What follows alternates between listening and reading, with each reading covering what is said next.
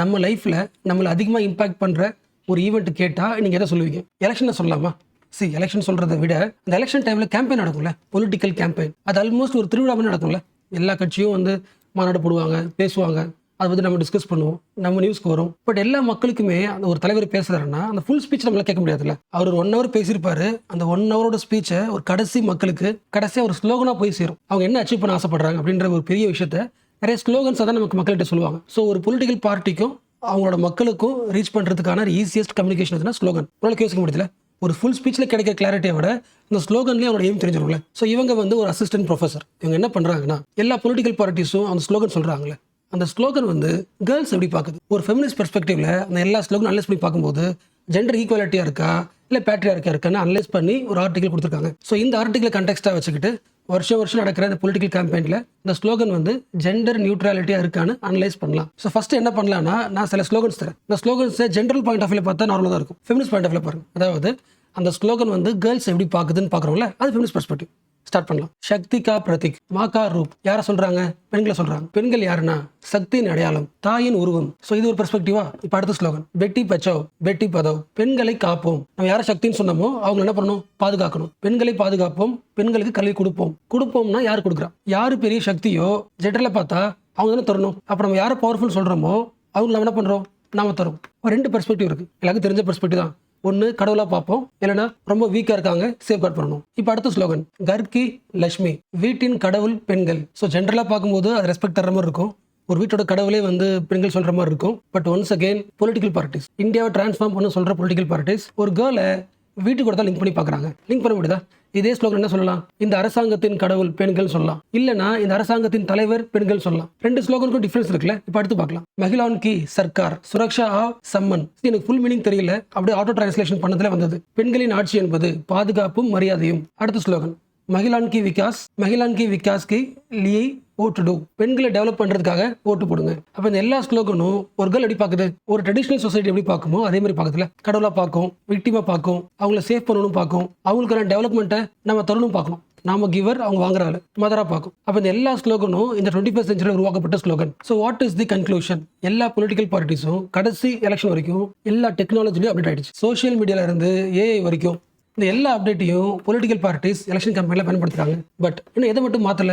லாங்குவேஜை மட்டும் மாத்தல. பெண்களை அட்ரஸ் பண்ற பெர்ஸ்பெக்டிவ்ல 21st century அப்டேட் ஆகல. So Indian elections need a new language for woman. இந்த ஆங்கிள் யோசிச்சிங்களா?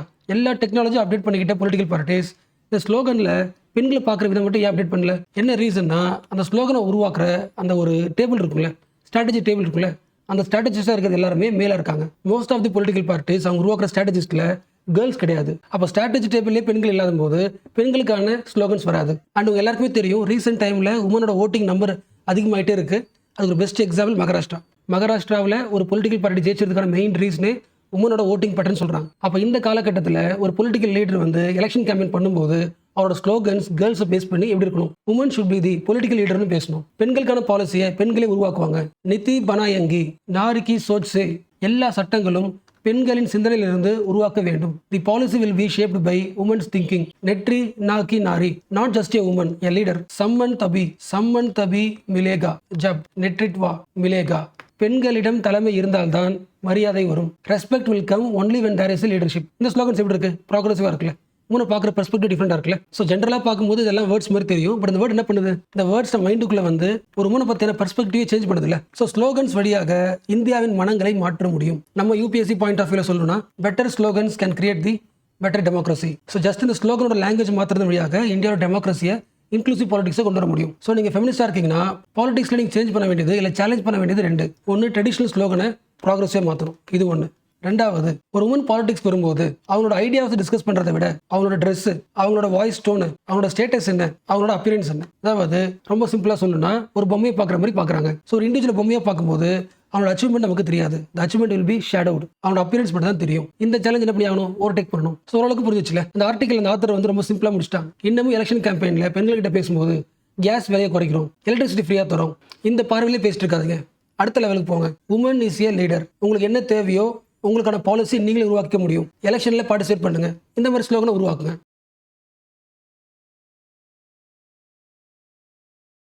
ஸோ இவர் வந்து ஒரு ஹியூமன் பீயிங். இந்த ஹியூமன் பீயிங்க்கு நிறைய பேட் பிஹேவியர் இருக்கு. அதில் ஒரு பேட் பிஹேவியர் ஃபுட் வேஸ்ட் பண்ணுறது. சரி, ஃபுட் வேஸ்ட்னா நம்ம சாப்பிடும்போது வேஸ்ட் பண்ணுவோம்ல, அது கண்டிப்பாக அது அதிகம். பட் அது மட்டுமே கிடையாதுல்ல. ப்ரொடியூஸ் பண்ணும்போது பாதி வேஸ்ட்டாக போயிடுது, ஸ்டோர் பண்ணி வைக்கிறதுக்கு அப்புறம் பாதி வேஸ்ட்டாக போயிடுது, சாப்பிட்டு முடிச்சதுக்கு வேஸ்ட் ஆக போகுது. ஒட்டுமொத்த ஹியூமன் சிவிலைசேஷனுமே ப்ராப்பர் பிளானிங் இல்லாதனால சாப்பாடு செய்யும் போது வேஸ்ட் ஆகுது, செஞ்சதுக்கு அப்புறம் வேஸ்ட் ஆகுது, சாப்பிட்டதுக்கு அப்புறம் வேஸ்ட் ஆகுதுல்ல.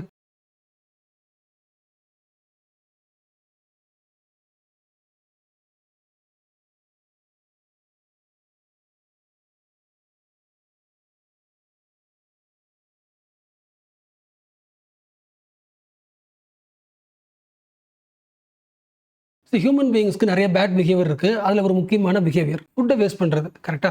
ஃபுட்டை வேஸ்ட் பண்ண சொன்ன உடனே சாப்பிட்டதுக்கு வேஸ்ட் பண்ணுவோம்ல, அது ஞாபகம் வந்திருக்கும். பட் அது மட்டும் கிடையாது, ஒட்டுமொத்த ஹியூமன் சிவிலைசேஷனும் எல்லாருமே வச்சுக்கலாம். இந்த ஃபுட்டை ப்ரொடியூஸ் பண்றோம்ல, ப்ரொடியூஸ் பண்ணும்போது கொஞ்சம் வேஸ்ட் ஆகும். ப்ரொடியூஸ் பண்ணதுக்கு அப்புறம் ஸ்டோர் பண்ணுவோம்ல, ஸ்டோர் பண்ண ஃபெசிலிட்டி இல்லாமல் கொஞ்சம் வேஸ்ட் ஆகும். அப்புறம் சாப்பாடு செஞ்சு சாப்பிடும்போது கொஞ்சம் வேஸ்ட் ஆகும். அப்போ ஃபுட்டை ப்ரொடியூஸ் பண்ணும்போது வேஸ்ட் ஆகுது, ஆஃப்டர் ப்ரொடக்ஷன் வேஸ்ட் ஆகுது, சாப்பிட்டதுக்கு அப்புறம் வேஸ்ட் ஆகுதுல்ல. எல்லாத்துக்கும் மெயின் ரீசன் என்ன? நம்ம ஹியூமன் சிவிலைசேஷன் கிட்ட ஒரு பிஹேவியர் இருக்கு. முக்கியமா ஃபுட்டை ப்ரொடியூஸ் பண்ணும்போது ஒரு பிளான் கிடையாது. அந்த பேட் பிஹேவியர் பத்தி பேசுற ஆர்டிகல் தான் இன்னைக்கு centre page article, food for thought. So என்ன பண்றாரு? இந்த ஃபுட் வேஸ்டேஜ்ன்றது ஒரு பிஹேவியரை ஃபுட் ஜஸ்டிஸ் கூட, என்விரான்மெண்டல் டேமேஜ் கூட, எக்கனாமிக் வேஸ்ட் கூட, மாரல் ஃபெயிலியர் கூட, இந்த எல்லா ஐடியாஸ்லையும் லிங்க் பண்ணி எக்ஸ்பிளைன் பண்ணிருக்காரு. ஸோ பிஹேவியர் பேசியிருக்காரு, என்விரான்மெண்ட் பேசியிருக்காரு, எக்கனாமிக் பேசியிருக்காரு, எத்திக்ஸ் பேசியிருக்காரு. ஸோ ஆல்மோஸ்ட் நம்ம எல்லாருக்கும் தெரிஞ்ச பாயிண்ட் தான். இது கொஞ்சம் ஃபேக்சுவலாகவும் கொஞ்சம் பர்ஸ்பெக்டிவாகவும் பார்க்கலாம். ஃபுட் வேஸ்டேஜ் பத்தி நீங்க தெரிஞ்சுக்க வேண்டிய ஃபேக்ட்ஸை வந்து உங்க நோட்ஸ்லேயே ஒரு ஃபேக்ட் ஷீட் மாதிரி கொடுத்துருக்கேன். ரொம்ப ஈஸியாக புரியும். அதனால ஃபர்ஸ்ட் ப்ரையாரிட்டியா ஃபேக்ட்ஸ் வேணாம், அது எல்லாருக்குமே தெரியும். இந்த ஃபுட் வேஸ்டேஜ் சம்பந்தப்பட்ட கான்செப்ட்ஸ் இருக்குல்ல, அதை ஃபவுண்டேஷன் ஸ்ட்ராங் பண்ணிக்கலாம். அது ஸ்ட்ராங் ஆயிடுச்சுன்னா ஃபேக்ட்ஸை லிங்க் பண்ணிக்கிறது ரொம்ப ஈஸி. ஓகேவா? ஸோ ஃபர்ஸ்ட் பேசிக் பாயிண்ட், நம்ம எல்லாருக்கும் தெரிஞ்ச பாயிண்ட். ஆக்சுவலாக இந்த பாயிண்ட் உங்களுக்கு தெரியும் நினைக்கிறேன். ரொம்ப சிம்பிளா சொல்லணும்னா, இப்போ நமக்கு வந்து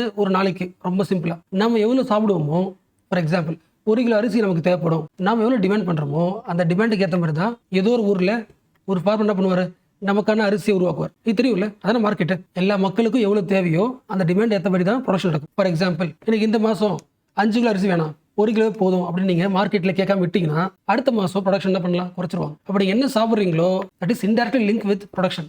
நம்ம கண்ணுக்கு தெரியாம ப்ரொடக்ஷன் லிங்க் ஆயிருக்கு, அது தெரியும் தானே. ஸோ இப்போ யோசிங்க, இது உங்க பிளேட், இல்ல கொஞ்சம் சாப்பாடு வச்சுட்டீங்க, இது கொஞ்சம் அரிசி வச்சுக்கலாம். இந்த வேஸ்ட் என்னது? இது ஒரு ஃபுட் தானே. அப்ப இதை ப்ரொடியூஸ் பண்றதுக்கும் ஏதோ ஒரு இடத்துல ஃபர்ஸ்ட் லேண்டை கிளியர் பண்ணிருப்பாங்க, மரங்களா இருந்திருக்கலாம், அந்த விவசாயம் எல்லாமே மாத்திருக்கலாம். அடுத்து அதுக்கு தேவையான ஃபார் எக்ஸாம்பிள் அந்த அரிசி உருவாக்குறதுக்கான ஒரு அமௌண்ட் ஆஃப் வாட்டர் யூஸ் பண்ணிருப்பாங்க. அந்த உருவாக்கின அரிசியை உங்களுக்கு எடுத்துட்டு வர்றதுக்கு ஒரு வண்டி வந்திருக்கும், அதுக்கு டீசல் பெட்ரோல் ஆயிருக்கும். பட் இப்போ நீங்க என்ன பண்றீங்க, அதை வேஸ்ட் பண்றீங்க. வேஸ்ட் மீன்ஸ் ஏதோ இடத்துல கொட்டுறீங்க. ஸோ அந்த லேண்ட்ல அந்த சாப்பாடு அழுகி போயிட்டு அதுல இருந்து மீத்தேன் ரிலீஸ் ஆகும். It is one of the most powerful greenhouse gases. So ரொம்ப சிம்பிளா எப்படி கன்க்ளூட் பண்ணலாம், our food wastage is linked with climate change. ரெண்டு ஆங்கிள், ஃபுட்டை ப்ரொடியூஸ் பண்ணும்போதும் லேண்டை அழிக்கிறோம், ரெண்டாவது அந்த ஃபுட் வேஸ்ட் அந்த ஃபுட்டை கொட்டும் போதும் மீத்தேன் ரிலீஸ் ஆகுது. கார்பன் டை ஆக்சைடை most potential greenhouse gas எது? மீத்தேன். ஒரு 6 மடங்கு 8 மடங்கு most potential carbon dioxide எமிஷனை விட மீத்தேன். இன்னும் ரொம்ப ஃபேக்சுவலா சொல்லணும்னா ஃபுட் வேஸ்டேஜ்ல இருந்து மட்டும் 10% கிரீன் ஹவுஸ் கேஸ் எமிட் ஆகுது. அப்ப ஜென்ரலாவே ஒரு ஹியூமனோட பிஹேவியர் என்ன பண்ணுது, கிளைமேட் சேஞ்ச் அதிகமாகிட்டே இருக்கு, என்விரான்மெண்ட் டேமேஜ் பண்ணுது. இது ஒண்ணு. உங்களுக்கு ஃபுட் வேஸ்ட் பண்ணணும்னு மனசு எப்படி வருது? இந்தியாவில் 20 கோடி மக்கள் நைட்டு பசியா தூங்கும் போது உங்களால எப்படி ஃபுட்டை வேஸ்ட் பண்ண முடியுது? அப்ப உங்களோட பிஹேவியர் வந்து it is a moral failure. So food wastage is linked with moral failure, it is linked with environmental damage. ஆனால் இது தெரியும், கஷ்டப்பட்டு நீங்க தான் காசு போட்டு வாங்கிருக்கோம், நீங்க காசு போட்டு வாங்க என்ன பண்றீங்க, வேஸ்ட் பண்றீங்க. Economic loss. எங்க லாஸ்? ரெண்டு இடத்துலயும் லாஸ். ஆக்சுவலா லாஸ் வார்த்தை வேற, வேஸ்ட் வார்த்தை வேற, ரெண்டா பிரிச்சு யூஸ் பண்ணலாம். ஃபுட் லாஸ் அர்த்தம், இந்த லேண்ட்ல ப்ரொடியூஸ் பண்ணியாச்சு, அந்த அரிசி கோதுமையை டிரான்ஸ்போர்ட் பண்ண போறோம், டிரான்ஸ்போர்ட் ஆகும்போது ஆகும் கொஞ்சம் லாஸ் ஆகும், ஸ்டோர் பண்ணி வைக்கும் போது கொஞ்சம் லாஸ் ஆகும். ஏன் லாஸ் ஆகுது? ப்ராப்பர் பிளானிங் இல்லை. அடுத்து அந்த சாப்பாடு நீங்க வாங்குறீங்க, கடையில் வாங்குறீங்க, வீட்டில் செய்றீங்க, சாப்பிட்டு என்ன பண்ணுவோம், மிச்சம் போடுவோம், ஃபுட்டை வேஸ்ட் பண்ணுவோம். So both are happening. But இந்த ஆர்டிகல் நம்ம அதிகம் ஃபோக்கஸ் பண்ணுறது ஃபுட் வேஸ்டேஜ். ஓகேவா? ஜஸ்ட் ஒரு ஃபேக்ட்டுக்கு, இவர் இந்தியன், இவர் அமெரிக்கன். இவர் வந்து ஒரு வருஷத்துக்கு 55 கிலோ ஃபுட்டை வேஸ்ட் பண்றாரு. அமெரிக்கன் 73 கிலோ ஃபுட்டை வேஸ்ட் பண்றாரு 1 இயருக்கு. ஒரு இண்டிவிஜுவல் இந்தியா இருக்கீங்கன்னா உங்களோட ஃபுட் வேஸ்டேஜ் வந்து 55 கிலோ. இந்தியா கம்மியா இருக்கு, பாப்புலேஷன் தானே, ஆவரேஜ் போட்டால் கம்மியாக தான் இருக்கும். அப்போ இந்தியா மட்டும் ஒரு வருஷத்துக்கு 78 மில்லியன் டன் ஃபுட் என்ன பண்ணுது, வேஸ்ட் பண்ணுது. அப்போ இவ்வளோ ஃபுட்டை உருவாக்குறதுக்கான லேண்ட் காஸ்ட் ஆயிருக்கும்ல, land cost, fertiliser cost, storage cost, transportation cost, எல்லாத்தையும் ஆட் பண்ணா ஒரு ஹியூஜ் எக்கனாமிக் லாஸ் இருக்கும்ல. ஸோ ஃபுட் வேஸ்டேஜ்னால இந்தியாவுக்கு எக்கனாமிக் லாஸும் அதிகம். ஸோ 78 மில்லியன்றது இந்தியா மட்டும் தான். ஓகே, குளோபல் லெவலில் பார்த்தீங்கன்னா பில்லியன் லெவலுக்கு போகும், அது டேட்டா நீ பார்த்துங்க. பட் பாயிண்ட் என்னன்னா, குளோபல் லெவலில் அதிகமாக வேஸ்ட் பண்ணுற கண்ட்ரி எதுன்னு கேட்டால் சைனாக்கு அப்புறம் இந்தியா தான். பட் நம்ம இன்டென்ஷனலாக வேஸ்ட் பண்ணுறோமா? கிடையாதுல்ல. இந்த ஃபுட் ப்ரொடியூஸ் பண்ணும்போதும் சரி, சாப்பிட்டு முடிச்சதுக்கு அப்புறம் சரி, வேஸ்ட் பண்ணுறது மெயின் ரீசன் நம்மளோட பிஹேவியர் தானே. நமக்கு எவ்வளோ சாப்பாடு வேணும் நமக்கு தெரியல. ஒரு மார்க்கெட்டுக்கு போனால் நமக்கு எவ்வளோ ஃபுட் தேவைன்றது ஷார்ப்பாக தெரியாது. So buying more food than we need, இது ஒரு ரீசன். ஃபுட் வாங்கினதுக்கு அப்புறம் கூட செய்யறோம்ல, அட்லீஸ்ட் மீல் செய்யும்போது என்ன பண்ணணும், ஒரு பிளானிங் இருக்கும்ல. அந்த பிளானும் சரியா இல்லாதனாலையும் வேஸ்ட் ஆகுது. ஒருவேளை எக்ஸ்ட்ரா இருந்துச்சுன்னா அதை ஸ்டோர் பண்ணுற ஃபெசிலிட்டி இல்லாமனாலும் வேஸ்ட் ஆகுது. இது எல்லாத்த விட கல்ச்சுரல் ஹேபிட். ஒரு ஃபெஸ்டிவல் வரும்போது வழக்கமானதை விட அதிகமாக என்ன பண்ணுவோம், ஃபுட்டு செய்வோம். அதாவது எவ்வளோ கன்சியூம் பண்ணுமோ அதோட எக்ஸ்ட்ரா செய்வோம். அப்புறம் நம்மளோட cultural behaviour is linked with the climate change. So food wastage பற்றி பேசும்போது நம்ம ஃபோக்கஸ் பண்ண வேண்டியது கண்டிப்பாக ஹவுஸ் ஹோல்டு பிஹேவியர் தான். என்ன ரீசன்? ஒரு 100 கிலோ ஃபுட் வேஸ்ட் ஆகுதுன்னா அதில் 61 கிலோ வேஸ்ட் பண்ணுறது ஹவுஸ் ஹோல்டு தான். 61% of food waste comes from household. First household பிஹேவியரை மாற்றணும். யாரெல்லாம் கிளைமேட் சேஞ்ச் சரி பண்ண ஆசைப்படுறீங்களோ நீங்கள் ஃபர்ஸ்ட் ஆரம்பிக்க வேண்டியது start from house hold. But இது மட்டுமா கேட்டால் இன்னொரு பாயிண்ட் இருக்குது, ஆல்ரெடி பேசணும். Food wastage is the social crime. என்ன ரீசன்? நம்மளுடைய யுவனோட சஸ்டைனபிள் டெவலப்மெண்ட் கோலே வச்சுக்கலாம். ஒரு கோல் என்ன சொல்லுது? எஸ்டிஜி கோல். எஸ்டிஜியோட 2வது கோல் இந்த உலகத்தில் 0 அங்கரை உருவாக்கணும். 2வது கோல். அப்படியே தள்ளி வந்தீங்கன்னா 12வது கோல் 12.3. எல்லா கன்சியூமர்ஸும் ஃபுட்டை வேஸ்ட் பண்ணுறாங்க.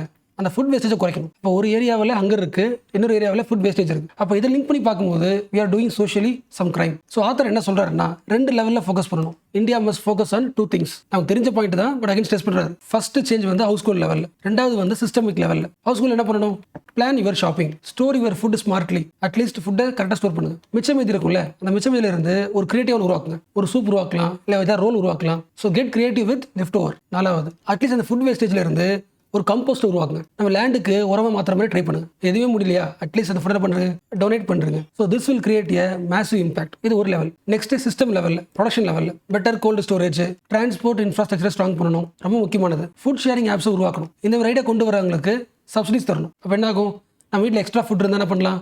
யாருக்கு இல்லையோ அதை ஷேர் பண்ணிக்கலாம். அந்த ஆப்பில் நம்ம சொல்லிட்டா அது யாருக்கு கிடைக்கலையோ அவங்க எடுத்துப்பாங்க. 3வது முக்கியமானது, கவர்மெண்ட் மஸ்ட் ரீடிஸ்ட்ரிபியூட் தி ஃபுட் ப்ராப்பர்லி. இப்போ டெக்னாலஜி டேட்டா எல்லாம் அதிகமாக இருக்குது. இதை யூஸ் பண்ணி யாருக்கு எவ்வளோ தேவைன்றதை கரெக்டாக ரீடிஸ்ட்ரிபியூட் பண்ணுங்க. And last point, create awareness and transform the people's habit.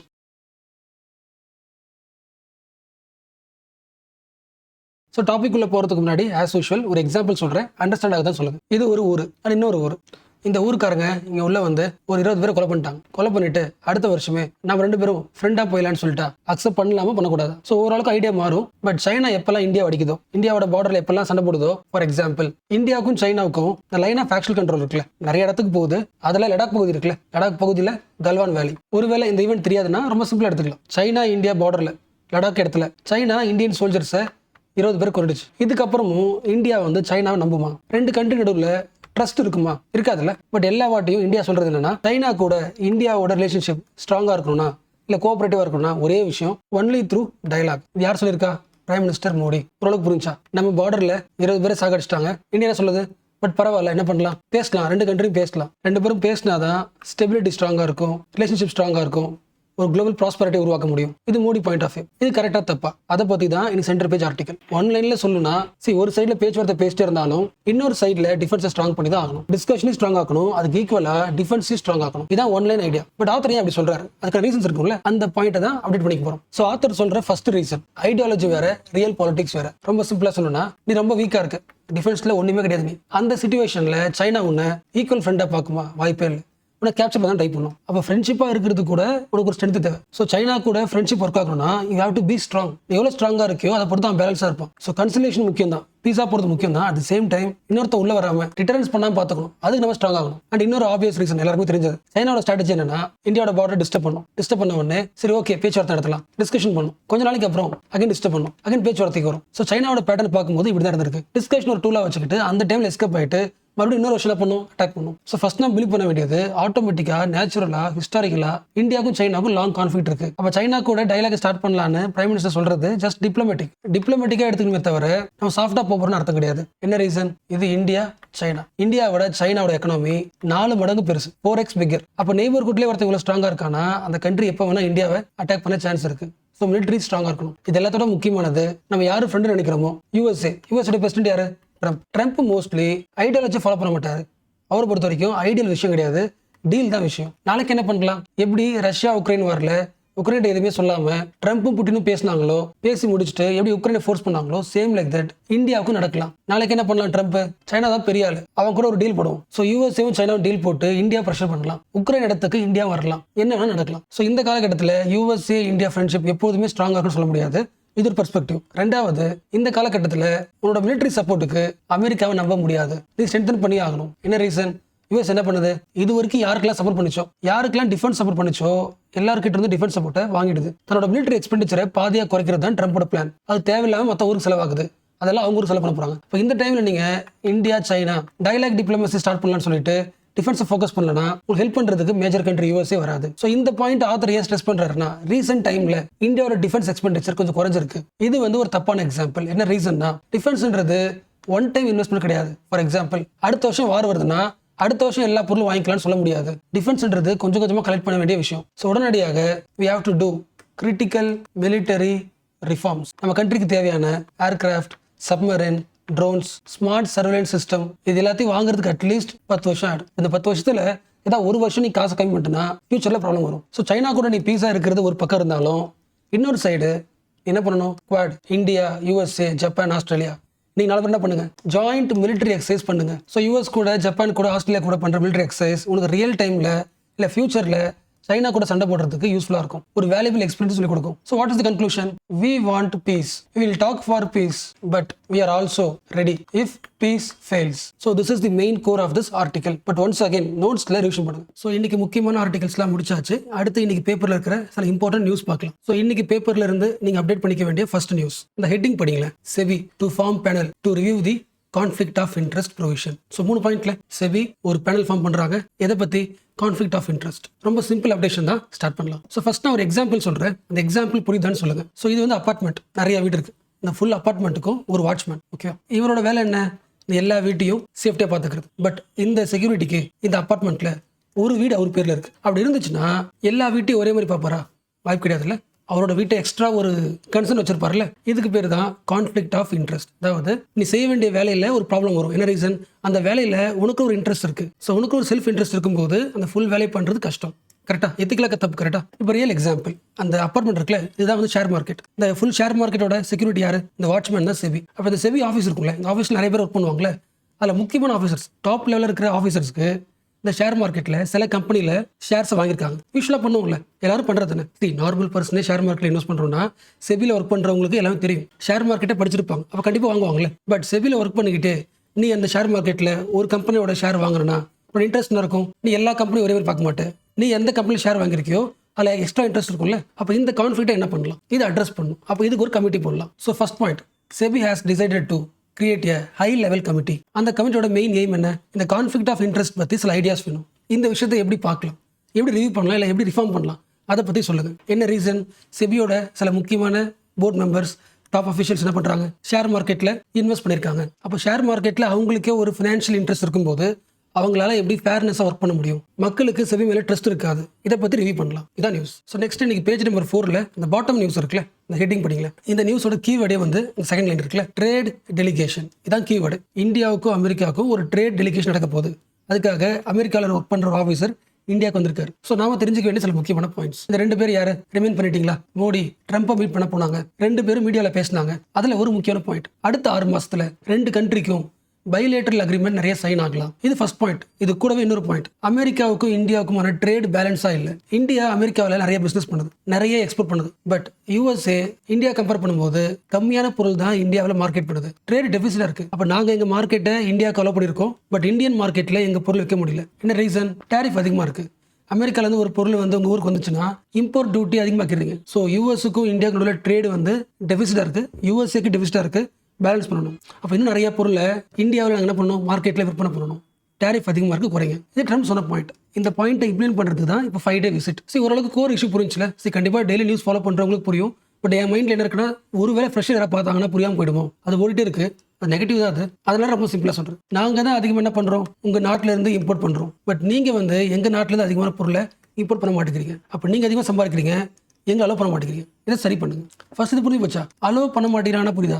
For example 1 kilo apple 2 ரூபாய் வச்சுக்கலாம். ஓகேவா? அமெரிக்காவோட ஆப்பிள் வந்து இந்தியாவுக்கு வருது. இந்தியாவோட மார்க்கெட்டில் உங்கள் கடை போகணுன்னா, நீங்கள் கடை போகணுன்னா அந்த ஆப்பிளுக்கு எக்ஸ்ட்ரா இம்போர்ட் டியூட்டி எத்தனை பர்சன்டேஜ்? 17%. இப்போ இந்தியா மார்க்கெட்டில் பொருள் விலை என்ன? 235 ரூபாய் ஆயிடுது. அப்போ இவ்வளோ காசுக்கு உங்கள் மார்க்கெட்டில் கடை போட்டோம்னா யாரும் வாங்க மாட்டாங்க. அப்போ எங்கள் பொருளை அலோ பண்ண மாட்டேங்கிறீங்க. டாரிஃப் அதிகமாக போட்டு ஸ்டாப் பண்ணிடுறீங்க. டாரிஃபை குறைங்க. யார் சொல்கிறா? யூஎஸ்ஏ சொல்கிறாங்க. இந்த பாயிண்ட் இருக்குல்ல, இது ரியல் டேட்டா. WTO சொல்கிற பாயிண்ட். இந்தியா அமெரிக்காவோட பொருளுக்கு 17% இம்போர்ட் டியூட்டி போடுது ஆவரேஜா. பட் அமெரிக்கா இந்தியாவோட பொருளுக்கு டியூட்டி போடுறது ஜஸ்ட் 4%. அப்போ நாங்கள் போகிற டியூட்டி கம்மியாக இருக்கிறதுனால உங்களுக்கு மார்க்கெட் ஈஸியாக அவைலபிளாக இருக்குது, அதையும் விற்கிறீங்க. எங்கள் ஊரில் இருக்கிற பிஸ்னஸ் பீப்புளால் எல்லாராலையும் வர முடியாது. ஏன்னா டியூட்டி எப்படி இருக்குது? அதிகமாக இருக்குது. ஸோ ட்ரேட் டெபிசிட்டாக இருக்குது. ஓரளவுக்கு ஓகே இல்லை? பட் நம்ம தெரிஞ்சுக்க வேண்டியது, ஸோ ஃபர்ஸ்ட் பாயிண்ட், இம்போர்ட் டாரிஃபை குறைக்கணும். அடுத்தது எந்த பொருளுக்கு குறைக்கணும்? யூஎஸ்ஏ இந்த 5 டே விசிட்ல யூஎஸ் அஃபிஷியல்ஸ் எந்த பொருளை டார்கெட் பண்றாங்க? Agricultural products. இதுதான் மெயின் இஷ்யூ. அக்ரிகல்ச்சர் ப்ராடக்ட்ஸ்ல டைரி ப்ராடக்ட்ஸும் வந்துடும். ரொம்ப சிம்பிளா சொல்லணும்னா இப்போ சோயாபீன் வச்சுக்கலாம். அமெரிக்கால இருந்து ஒரு சோயாபீன் வந்து மார்க்கெட்டுக்கு வருதுன்னா அதுக்கு டேரிஃபே கிடையாதுன்னா நம்ம ஊர்ல ப்ரொடியூஸ் பண்ண சோயாபீன் வாங்க மாட்டோம்ல. ஏன்னா நம்மளோட வந்து எப்படி இருக்கும்? சீப்பா இருக்கும். இப்போ இந்தியன் ஃபார்மர் அவர் கஷ்டப்படுவார். இது நம்மளோட பாயிண்ட் ஆஃப் வியூ. அமெரிக்கா என்ன சொல்லும்? உன்னோட ஃபார்மர்ஸ் கஷ்டப்படக்கூடாதுன்னு தான் எங்க மார்க்கெட்ல டேரிஃப் ரொம்ப ரொம்ப கம்மி. அப்போ உங்கள் ஃபார்மர்ஸ்க்கு நாங்கள் ஹெல்ப் பண்ணுறோம். அப்போ எங்கள் ஃபார்மருக்கு ஏன் கஷ்டப்படணும்? அப்போ எங்கள் ஊர் ஃபார்மர்ஸ் வந்து சோயாபீன்ஸு, கார்னு, காட்டனு, டைரி ப்ராடக்ட்ஸ் இது எல்லாமே ப்ரொடியூஸ் பண்ணுறாங்க. அது இந்தியாவில் மார்க்கெட் பண்ண முடியல. டேரிஃப் அதிகமாக இருக்குது. சரி, நீங்கள் ஆல்ரெடி ஆப்பிள், நட்ஸு இதெல்லாம் அலோவ் பண்ணிட்டீங்க. பட் இது பத்தாது. இன்னும் நிறைய ஃபார்மர்ஸோட ப்ராடக்ட்ஸை நீங்கள் அலோவ் பண்ணணும். தான் discussion. So we need greater market access in agricultural products. இது ஃபர்ஸ்ட் பாயிண்ட். சரி, ஆக்சுவலாக இது 5 டே மீட்டில் இந்த ஃபர்ஸ்ட் டே மீட்டில் இதை பற்றி பேசுவாங்க. அடுத்து செகண்ட் டே தேர்ட் டே என்ன அதிகமாகும்? இன்னும் அதை பற்றி பேசலாம். இந்தியாவில் இன்வெஸ்ட் பண்ணுற மாதிரி இன்வெஸ்ட்மெண்ட் ஃப்ரெண்ட்லி என்வரான்மெண்ட்டை உருவாக்கி கொடுங்க. அதை பற்றி பேசலாம். இல்லை ஒரு பொருள் வந்து அமெரிக்காவில் வந்து இந்தியாவுக்கு வர்றதுக்கு, இல்லை இந்தியாவோட பொருள் வந்து அமெரிக்காவுக்கு சேஃபாக போய் சேர்றதுக்கு சப்ளை செயின் மேனேஜ்மெண்ட் இதெல்லாம் பற்றி பேசுவாங்க.